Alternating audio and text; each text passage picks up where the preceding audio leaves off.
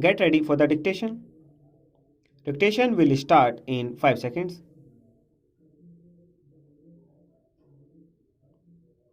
Start.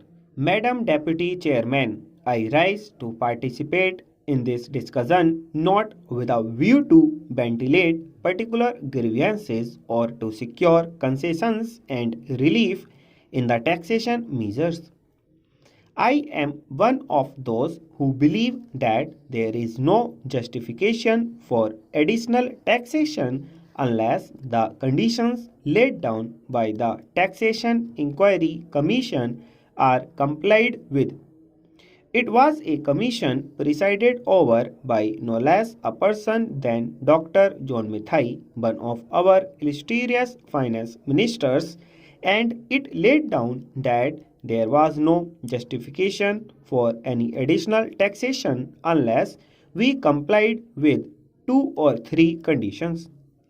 One condition was that whatever tax was released was being properly spent, that there was no wastage or superfluous expenditure being incurred.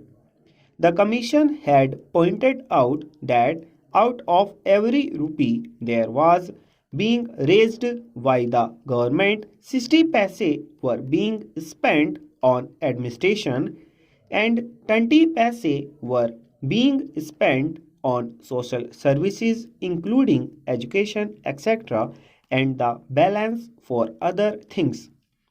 Another was that whatever tax was being imposed should be realized before we brought out measures for fresh taxation. They also had suggested that there was sufficient room for economy in all the ministries and departments, and effective steps should be taken forthwith to enforce the maximum possible economy in government expenditure.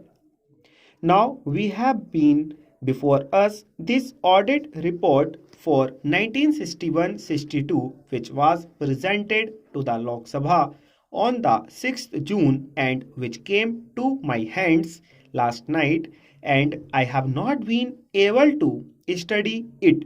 I find that during the last 5 years we have imposed additional taxation, and at the same time our revenue expenditure has gone up by about rupees 42 crores.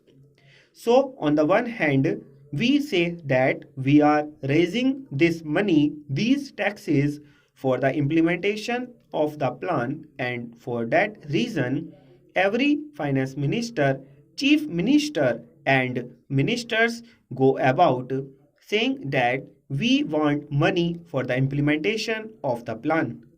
But what are the facts? We find that the money that has been raised is being used for administrative purposes. So it is not correct to say that. On the other hand, it is not proper because you must know that no plan, however well balanced and well thought out it may be, can be implemented in a democratic setup unless you can enthuse the pupil. Stop.